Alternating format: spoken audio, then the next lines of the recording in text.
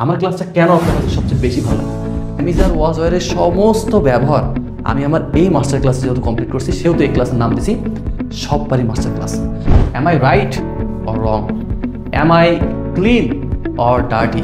Subject যখন plural হবে মানে বহু বচন তখন আপনি ওয়্যার ব্যবহার করবেন। নিজের অবস্থান অথবা যে কোনো কিছুর অবস্থান বোঝাতে আমরা অ্যামিজার ওয়াজওয়্যার ব্যবহার করি। সব পারি মাস্টার ক্লাসে আজকে আমরা পার্ট 2 আছি। প্রথম পর্বে আমরা শিখেছিলাম কনফার্মেশন। কোনো কিছু নিশ্চিত হতে আমরা অ্যামিজার ওয়াজওয়্যার ব্যবহার করতে পারি। অ্যাম আই রাইট? দেখেন এখানে কিন্তু একটা কনফার্মেশন লাগছে, আমি কি সঠিক? এই কনফার্মেশনটা আমরা এই অ্যামিজার দিয়ে ব্যবহার করছি। অ্যামিজারের দ্বিতীয় ব্যবহারটা কি আছে? Choice question. চয়েস কোশ্চেনটা কেমন? দুইটা জিনিসের মধ্যে আমি চয়েস করতে চাই।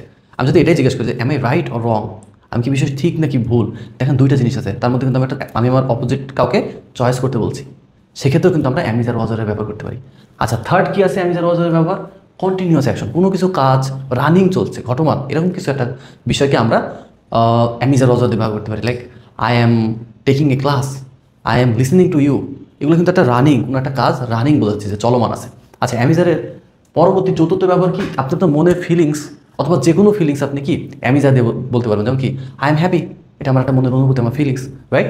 আচ্ছা, তারপরে কি আছে পার্ট 6, পার্ট 5-এ লোকেশন। আচ্ছা, নিজের অবস্থান অথবা যে কোনো কিছুর অবস্থান বোঝাতে আমরা অ্যামিজার ওয়াজওয়্যার ব্যবহার করি। I am at school, I am at Digvijay. তাহলে আমি আমার অবস্থান কীভাবে ব্যবহার করতে কীভাবে বলতে পারছি? অ্যামিজার ওয়াজওয়্যার ব্যবহার করি। আচ্ছা, পরবর্তী পার্ট 6 কি ব্যবহার আছে? 6 নম্বর পার্টে প্রফেশন। আপনি তো প্রফেশন যে কী করেন, আমার হোক আর যারই হোক, যে কোনো মানুষের প্রফেশন আপনি যদি বলতে চান অ্যামিজার ওয়াজওয়্যার ব্যবহার করতে পারবেন। আচ্ছা, I M a doctor, he is a doctor, বোঝা যাচ্ছে? আচ্ছা, তারপরে কি আছে? স্টেট। স্টেট কি? মনে করেন যে আমি বললাম যে আই ফিল টায়ার্ড, এটা কিন্তু আমার অবস্থা, যে আমি এখন কী অবস্থায় আছি, টায়ার্ড। তাহলে এই অবস্থাও কিন্তু আমরা অ্যামিজার ওয়াজওয়্যার দিয়েই করতে পারি। আর আমাদের লাস্ট ব্যবহার হচ্ছে অ্যামিজারের কি?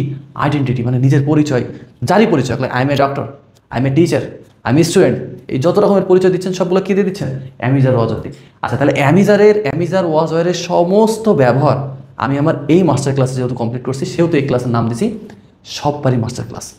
আর আমার ক্লাসের সবচেয়ে মজার বিষয় হচ্ছে যে আমরা এগুলো শুধু জানবো না, জানবো তো বইও লেখা আছে, গাইডও আছে, অনেক টিচারের কাছে আপনি জানতে পারছেন, অনেক ইউটিউব পেজে অনেক ভিডিও আছে। কিন্তু আমার ক্লাসটা কেন আপনার কাছে সবচেয়ে বেশি ভালো লাগবে? তার কারণ হচ্ছে আমি আপনাকে দিয়ে প্র্যাকটিস করাবো এই প্রত্যেকটা। আপনি দেখেন, আমরা আজকে শিখবো চয়েস কোয়েশ্চেন। সাপোজ আমাকে am I early or late, এটা আমার একটা সেন্টেন্স, আমরা প্রত্যেকটা দিয়ে প্র্যাকটিস করবো। Am I right or wrong? Am I clean or dirty? Am I late? Am I early or late? Am I happy and or sad? তো দেখেন, আপনি একটা সেন্টেন্স শিখে সেখান থেকে আপনি কয়েকশো সেন্টেন্স বানাতে পারবেন। প্রত্যেকটা ক্লাস আমি এইভাবে ডিজাইন করছি, যেখানে আপনার শুধু জানবেন না, আপনারা কী করবেন বলেন তো? আপনারা আমার সাথে প্র্যাকটিস করবেন, কথা বলবেন। আর ওভার দ্য টাইম যখন আপনি আমার সাথে প্র্যাকটিস করতে থাকবেন, এটা আপনার আপনার অবচেতন মনে এই স্ট্রাকচারগুলো সেট হয়ে যাবে। তখন আপনারা কী করতে পারবেন বলেন তো? আপনারা ইজিলি, সাবলীলভাবে যখন ইংরেজি দরকার তখনই বলতে পারবেন।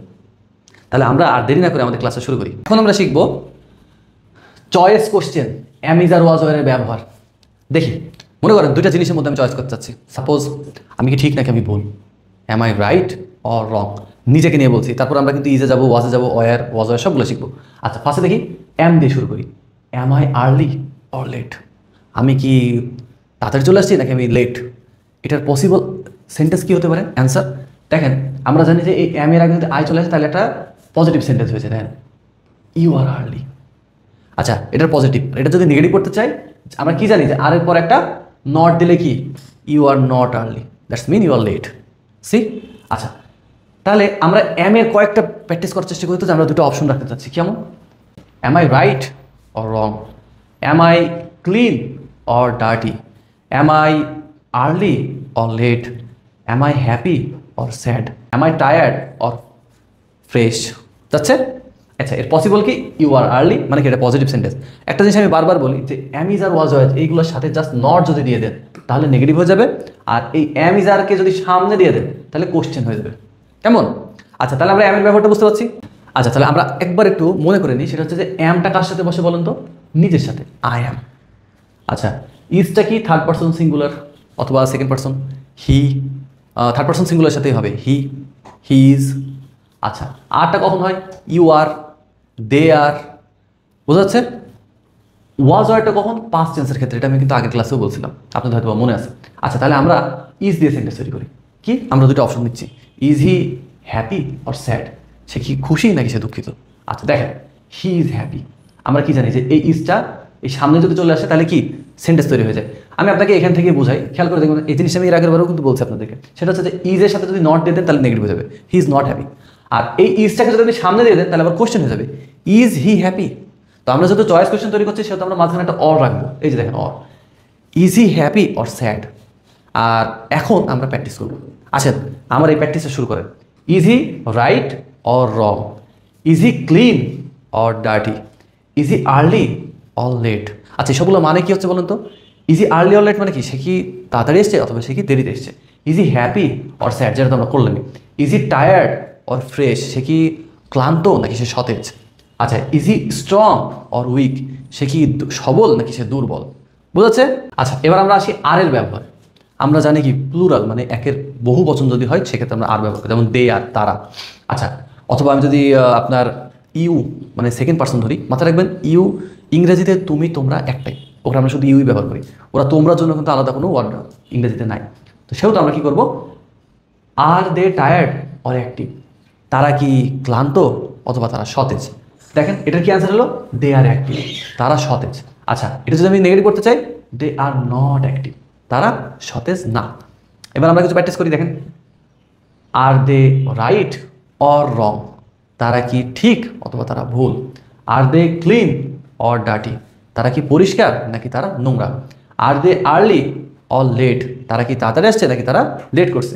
আর দে হ্যাপি অর স্যাড, তারা কি খুশি নাকি তারা দুঃখিত। আর দে টায়ার্ড অর ফ্রেশ, তারা কি টায়ার্ড মানে কি ক্লান্ত নাকি তারা সতেজ। ক্লিয়ার? একদম ইজি না?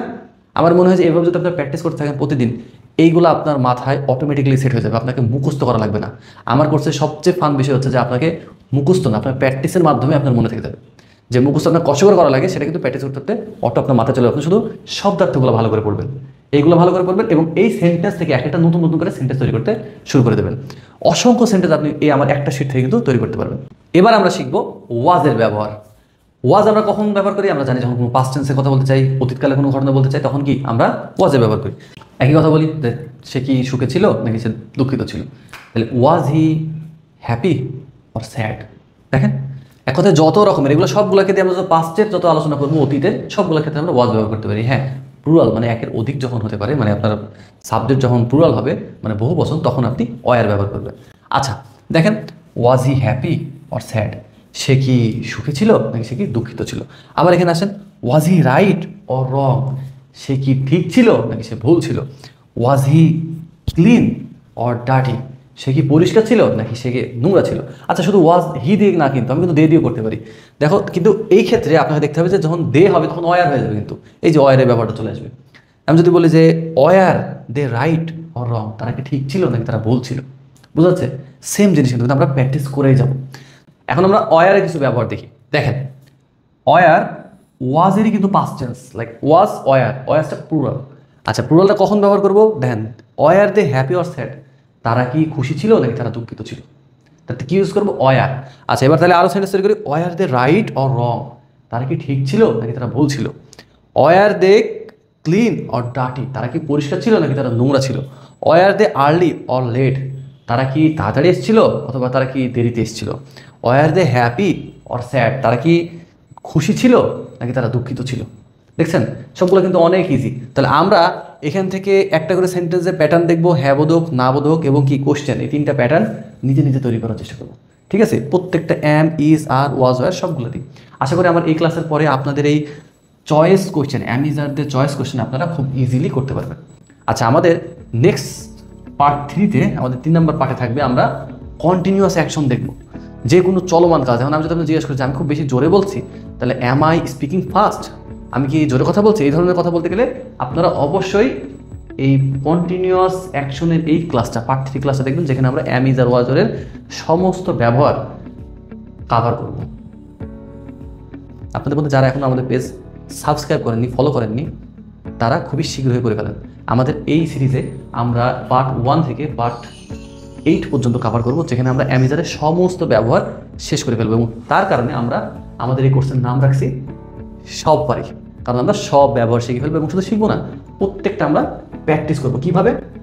এই যে আমার একটা এই ওয়ার্ড দিয়ে, তার মানে আমরা একই সাথে শব্দার্থ শেখা হবে, আবার কি সেন্টেন্স, কোশ্চেন, হ্যাঁ বোধক না বোধক সব কিছু আমার একটা মাত্র ভিডিওতে আপনারা শিখতে পারবেন। তো আমাদের এই কার্যক্রমের সাথে যুক্ত থাকুন।